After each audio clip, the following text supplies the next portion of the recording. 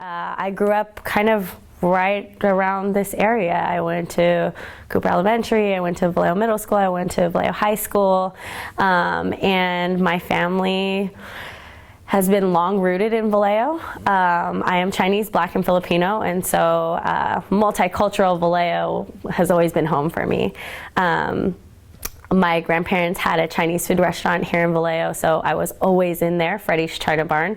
And my parents both worked, and I played a lot of sports growing up. When we first started, the problem was your swings weren't hard enough to get those balls over the net. Do you remember that? Yes. Do you remember that? Do you remember that? Yeah. You haven't really had that problem, but they know, and you also weren't here. But it's a good thing if you don't have that problem. What it shows is that you guys have practiced doing it so many times that now your muscles are strong enough to hit that over. I think education has always been a big thing in my family. My mom was one of those moms that was at my school to the point that people thought she worked there, and she was just volunteering or part of the PTA or making sure that we were doing what we needed to do or participating in parent groups and stuff like that.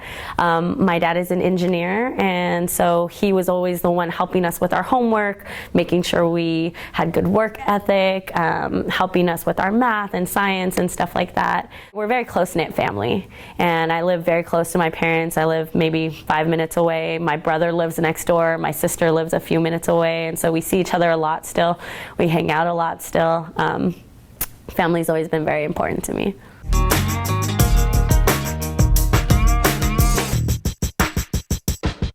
Because of Vallejo Together, I was already doing events, volunteer events with the Vallejo City Unified School District. I talked with several people, including our former superintendent, Dr. Ramona Bishop, who encouraged me to apply for a position. I then applied, and I got put at Franklin Middle School, which I was a little bit scared working with middle school age at that time. It's a very difficult age. There's a lot of needs. And I had primarily worked with elementary school just as tutoring and side jobs. So when I came here, I didn't know what to expect, but now that I've been in this position for, I think this is like my 6th school year or so, I love it. I love this age group. Though it is very difficult, they're going through a lot of changes. I feel like they need a good, strong role model person at this age. They need people that are willing to listen to them, understand what changes they're going through, be supportive, but also hold them accountable. So I appreciate that I was able to fill that role.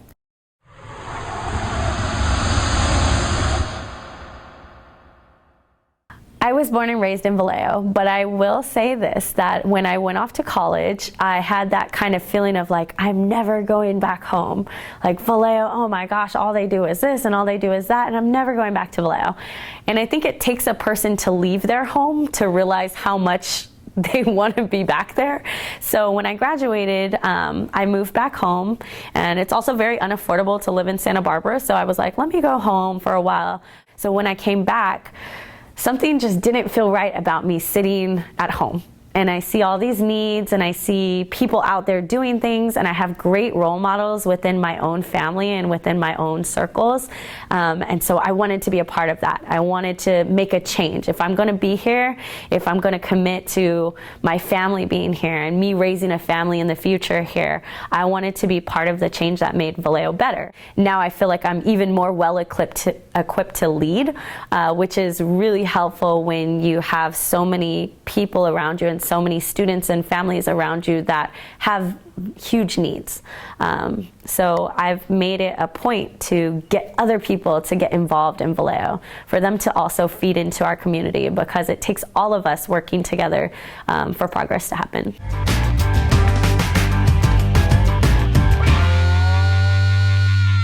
My parents, first and foremost, are like my biggest role models. They started out as high school sweethearts. They also went to Vallejo High School. They went to Sac State, so setting that bar of working on a relationship, making a commitment to education, going to college, working hard, all of those foundational skills were set with me very young, and they continue to push me. They continue to support me, and so I think that I'm able to set a good example for other kids because I had such a good example set for me. I think the first people to get me really involved in our community were Demi Stahl-Nash, my uncle Mel Orpilia. They were prominent people in our community, and you just see how much they care. They care about their cultures. They care about the homeless. They care about kids. They care about people. And they care about people that are passionate for things that they're passionate about also. So through them, I was able to get in contact with other people that fed into me and helped me be a part of organizations so that I could grow and be a leader within my community.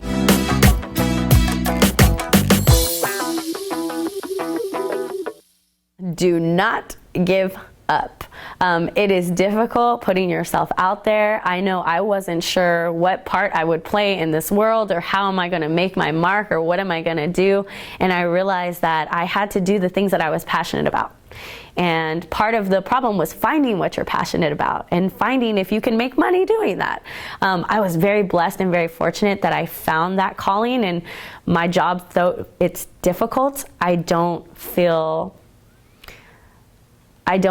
stressed as much as I would if I just hated my job. Like, I love coming to work every day.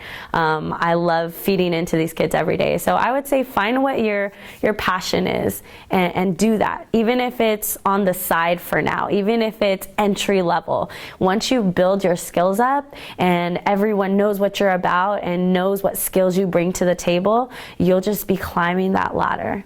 I'm hoping that our narrative of our city will change. The inclusiveness of our city will be put out there, because Vallejo oftentimes has a bad rap.